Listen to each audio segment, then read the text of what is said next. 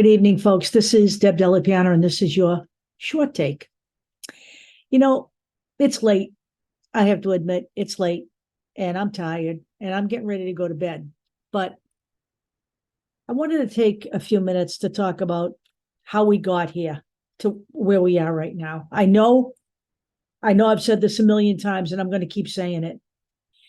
Nothing that's going on right now in the United States of America is normal, okay? It is not normal to have a man as the front runner for the GOP nomination be a man who tried to overthrow the government of the United States by blocking the peaceful transfer of power between two men who vied for the presidency. It is not normal. It is not normal to have a rapist in the White House. It is not normal to have a House and a Senate that is so cowardly that they cannot stand up to him.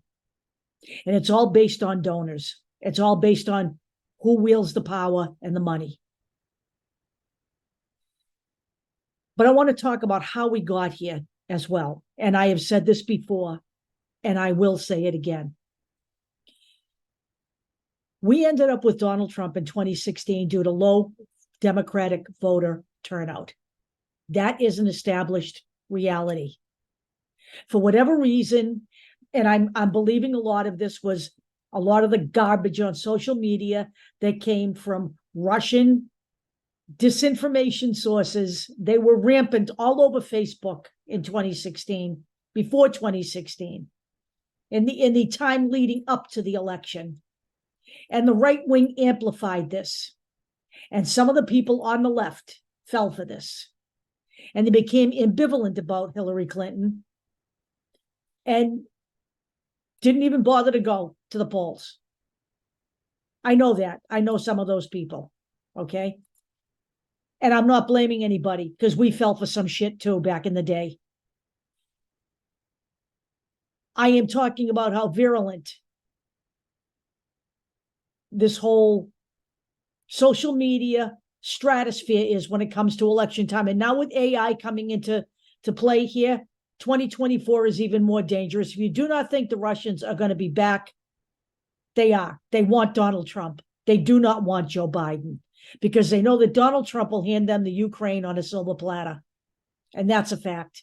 Because right now, if the GOP could hand Ukraine back to Russia, they would. At least the MAGA house would, okay? We are also here for another reason. We are also here because Donald Trump was impeached for a second time. I believe the date was January 13th, 2021, a week before he turned over power to Joe Biden. And what we needed were 17 Republican senators. The House had already impeached him. It was a Democratic Party controlled House. He was already impeached, guilty in the House. When it came to the Senate, we needed 17. 17 Republicans. What we ended up with was 7, not 17. And some of those senators were Lisa Murkowski, Susan Collins, Mitt Romney, Ben Sasse. There were 7 Republicans who crossed the aisle because they knew that Donald Trump was responsible for what happened on January 6, 2021. But the rest of them didn't. And even after Mitch McConnell thought he was mulling over voting in favor of guilty, he did not. He did not. He voted to acquit. And then he tried to make it look like he was doing a big thing by getting up and making a speech afterwards about how he knew and everyone knew that Donald Trump was responsible for what happened on that day. But he didn't vote guilty. He voted to acquit. Essentially, the Republican Party in this country, that was a day, by the way, in my opinion, that the Republican Party handed control of the party over to Donald Trump. It was a pivotal moment. They chose their own power and staying in office over the needs of the country, over the country's constitution, and over the American people. And here we sit today in 2024 with Donald Trump, convicted already for his family, already convicted for business fraud, for cooking the books, and for tax fraud. Convicted in the E.G. Carroll case, legally and technically, of sexual abuse, but as one judge put it, when he tried to have the sentence reduced, the $5 million payout, when he tried to have it reduced through his attorneys because they didn't prove rape, another judge, a federal judge, made it clear that what Donald Trump did was commit the act of rape against E. Jean Carroll. Here we sit with a man who is the front runner that people find entertaining. On what level? A man who has normalized white supremacy.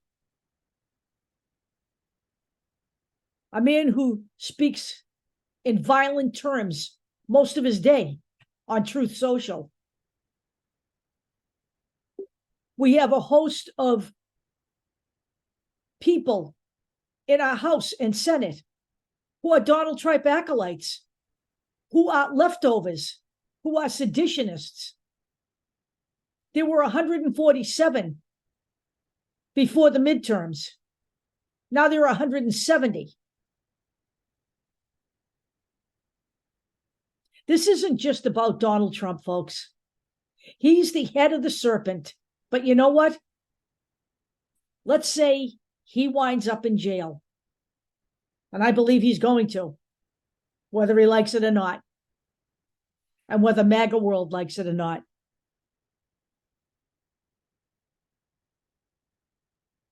But it's about more than him. We have a huge problem in the House and a big problem in the Senate. We have a Senate who's remaining mute right now, not even talking about what has transpired over the last week with Donald Trump finally being charged by the Department of Justice in a criminal case for the events leading up to January 6, 2021, and for the fake electors. Not one of them has spoken out. Not one. And the people in the House, the MAGA House, they've all found ways to rally around the boy. Most of what they're saying is, what about Hunter Biden? What about Hunter Biden? There's nothing about Hunter Biden. He was never in the government. He was a private citizen. What about Hunter Biden? What about him? You've been having hearings about this guy for 3, 4, 5 years, including